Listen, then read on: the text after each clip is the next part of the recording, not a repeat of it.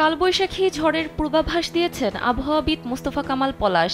শনিবার ভোররাতে নিজের ভেরিফাইড ফেসবুক প্রোফাইলে এক পোস্টে এ আশঙ্কার কথা জানান তিনি। পোস্টে তিনি লিখেন, শনিবার সকাল ৭টার পর থেকে দুপুর ১২টার মধ্যে রংপুর, রাজশাহী ও ময়মনসিংহ বিভাগের বিভিন্ন জেলার উপর দিয়ে বজ্রপাত সহ কালবৈশাখী ঝড়ের সঙ্গে হালকা থেকে মাঝারি মানের বৃষ্টি অতিক্রম করার প্রবল আশঙ্কা করা যাচ্ছে। মোস্তফা কামাল লিখেন, কালবৈশাখী ঝড় রংপুর বিভাগের পঞ্চগড়, ঠাকুরগাঁও ও দিনাজপুর জেলা দিয়ে বাংলাদেশে প্রবেশ করে দক্ষিণ পূর্ব দিকে রংপুর বিভাগের নীলফামারী, রংপুর, লালমনিরহাট, কুড়িগ্রাম ও গাইবান্ধা জেলার উপর দিয়ে অতিক্রম করে রাজশাহী ও ময়মনসিংহ বিভাগ দিয়ে অগ্রসর হওয়ার আশঙ্কা করা যাচ্ছে। এখন যে কোনো ব্র্যান্ডের পুরাতন এসি বদলে নতুন ওয়ালটন এসিতে উপভোগ করুন 25% ছাড়।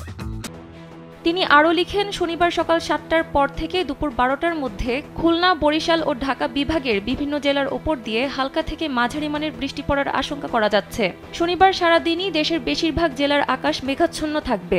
দেশের মধ্যাঞ্চলের জেলাগুলোর উপরে গুড়ি গুড়ি বৃষ্টিপাতের আশঙ্কা অপেক্ষাকৃত বেশি।